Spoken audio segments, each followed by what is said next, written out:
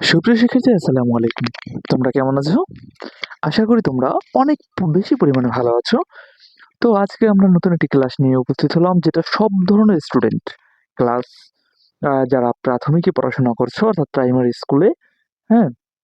তাদের জন্য যেরকম ইম্পোর্টেন্ট, সেইরকম যারা 6 to 10 যারা তারও উপরে পড়াশোনা করছো এবং যারা এরকমও রয়েছে বিভিন্ন চাকরির প্রস্তুতি গ্রহণ করছে, তাদের জন্য ক্লাসটা গুরুত্বপূর্ণ।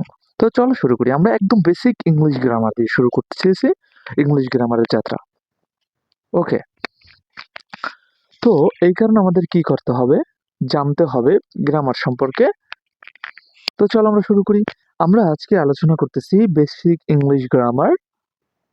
এখানে আমরা পার্ট 1 এ রয়েছি। সেখানে আমরা প্রথমে জানবো ল্যাঙ্গুয়েজ বা ভাষা। ওকে।